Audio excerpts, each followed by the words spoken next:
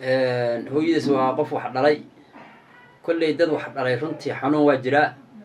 cunug adiga aad dhashay oo maqan oo meel uu ku maqan yahayna aadan ogeyn, kolley dareen waa jiraa. laakiin aniga haddee kolley nin diinlaana waa ahay, waa iscelcelinhayaa. maxaa yeelay wiilkan awalba maana haysan, ilaahay baana siiyey. haddii maaragtay aniga waa isyara adkaynaya xoogaho, inkastoo haddee qalbiga uu maaragtay qof wax dhalay qalbigiisa ay khatar ay tahay, laakiin hooyadiisa aad maaragtay hadda aad maaragtay aad u murgoonaysa. السلام عليكم ورحمة الله وبركاته. الحمد لله رب العالمين، والصلاة والسلام على أشرف الأنبياء والمرسلين سيدنا محمد وعلى آله وصحبه وسلم. أما بعد، يا أيها الذين آمنوا اتقوا الله حق تقاته ولا تموتن إلا وأنتم مسلمون. سلام يا مسلمين دمانتود meel walbay joogaanba. assalaamu calaykum waraxmatullaahi wabarakaatuhu. salaan kabacdi, aniga magacayga waxaa la yidhaahdaa macalin maxamed xasan macalin cusmaan, oo masaajidka toolf street ka ah imaamka labaad. meeshaasaa maaragtay aan saldhigayga marka akhbaaraad yar ayaa idaacadda iga codsatay inaan maaragtay iga wareysata. marka akhbaaraadkaas asaga waxaa waaye wiil, aniga ilmo badan oo carruuraan dhalaa jiray. hal wiil aan hadda rabaa inaan kasoo qaada. laba wiig camal ayuu wiilkaas iga maqnaa, 15 beri camal. wiilka dugsigu dhigan hayay, iskuolkana wuxuu ahaa glass 5. aniga waxaan deganahay meeshaan la yidhaahdaa laa mushkil, meel la yidhaahda agteeda deris baan la ahay, meeshaasaan deganahay. marka meeshaasaan deganahay. marka carruurta marka wiilkaas marka waxaa waaye 12 jir, 2009 kuu dhashay. waa 12 jir iyo adiga bilooyin ayuu marhayaa. wiilka iskuolkuu dhigan hayeyna dugsiguu dhiganhay wuxuu ku yaalaa laa mushkil. qur-aankan hadda wuxuu marahayay suuratu ibraahimu bilaabi rabay. qur-aankiisa hadda wiil toosan u ahaa. iskuolkana wuxuu dhigan hayay new primary bomwani marka glass 5 uu ahaa. wiilkii asoo toosan oo maaragtay ayaa ilmo maaragtay wiilkii ay ilmo weliba oo ay maaragtay ay wiilkii iga baadiyeeyeen.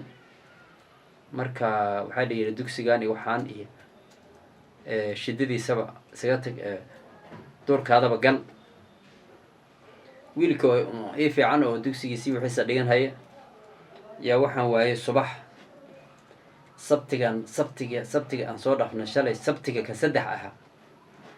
waa 15 beri, 15 casho waaye. maanta marka lagu darana waa 16 maalmood. marka wiilkii subaxdii saan soo fiican oo dugsiga dhigan haya aan u barinayba, subaxiba waa weynay. wiilkiis markaan weynay waan meel walbaan ka raadinay, waa weynay ilaa idaacadaha meel walba waa tagnay.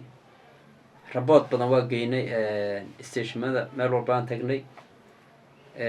sharoomay waa tagnay, kuwo kaloo inta ku yaalla waa tagnay oo maaragtay ku yaalla bomwani oo maaragtay booliis waa geynay. rabood jiefka waa geynay, meel walba waa geynay. weli hadda wiilkii gacantanada ma soo gelin, waa un raadinaynaa. ilaahay naxariistiisana lagama quusto. kolley rajadanada insha allah ilahay waxaan ka rajaynaynaa khayr, inuu wiilkaas ilaahay noo soo sahla. marka wiilka waa 12 jir. waa magaciisa waxaa la yidhaahdaa saciid macalin maxamed xasan, ama saciid maxamed xasan si sharci ugu qoran markii macalinka laga daayay. marka wiilkaas oo 12 jir ah oo adiga sanadkii 13aadna ku jira, muslimiinta meel walbay joogaanba waxaan ka codsanhayaa in wiilkaas ay hadday arkaan, waa wiil yaroo madow. sawirkiisana insha allahu waa youtube-ka iyo waa la soo gelinhayaa. awalna waaba facebookga waa la dhigay. haddana idaacadda aan khayr allaha siiyo oo hadda wiilashaan dhalinyarada ahoo garabka igu siinhay baafintiisa, ayagana khayr allaha siiyo. waxay ka shaqaynayaan sidii maaragtay sawirkiisii wixiisii ay usoo dhigi lahaayeen. marka waxaan codsanayaa dadka maaragtay muslim iyo gaalba waxaan ka codsanhayaa meel walba bini aadam meel walba joogaba in wiilkaas haddii la arkaa Saciid ayaa la yidhaahdaa in wiilkaas maaragtay masaajidka 2 la keeno meeshaan aniga joogaa haddii kalena telefonka igu soo maaragtay telefonkayga lambarkiisaan idiin sheegahayaa waxaa waaye eber 7 2 2 7 7 6 7 2 6 haddii kale oo hadda luuqadan hadda loo badan yahay waxaa waaye 0722 27 6726 lambarkaas ayaa liga soo wacahayaa marka khayr allaha maaragtay allaha maaragtay sida khayrka allahna waafajiyo hooyadiis waa qof wax dhalay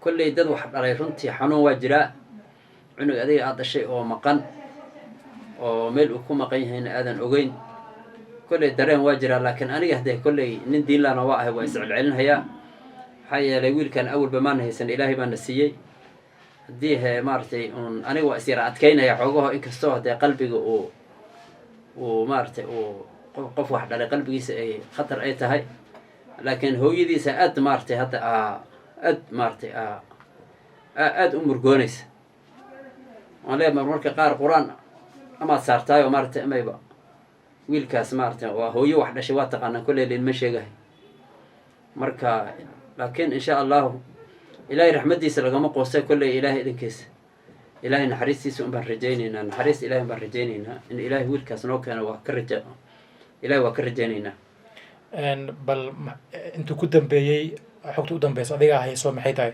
xogta ugu dambeysay waxaan maqlay section 3 ayaan maaragtay aan shaqartiisa mar ku maqlay B4 meel la yidhaaho intaa dhinacan section 3 ka jirtan ayadana waa lagu sheegay meelihii markaan marnayn ilaahay amarkiis waa soo qaban weyna waa ma aqaan haddee ilmaha la gooyo waxay leeyihiin markaan meelaha tagnaba waa nagala qarinhaye kolley dad baa naga qarinhaysaan marka waa qaban weyna marka waa nagala dhuuminhay marka insha allahu adiga meelahaas noogu wardambeysay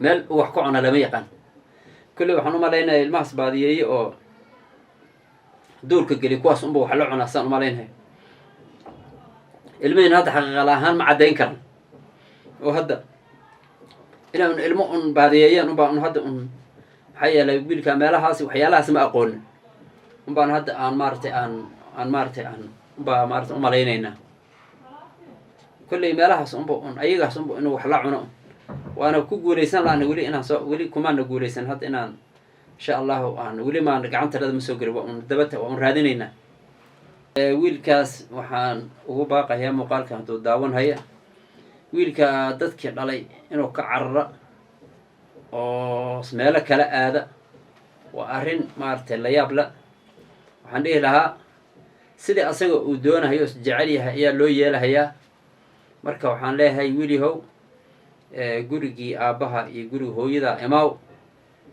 wax cadaadis oo adig lagu cadaadinhayo ma jirta waxbarashada waa adiga dantaada adigay ku anfacaysaa haddaad diididna cid kugu qasbaysa ma laha marka laakiin adiga oo maaragtay baylaha isgeliya wax walba oo naftaada haliga ayaa wax walba ka daran intaa naftaada halaagi lahayd gurigii hooyada iyo guriga aabbaha kusoo noqo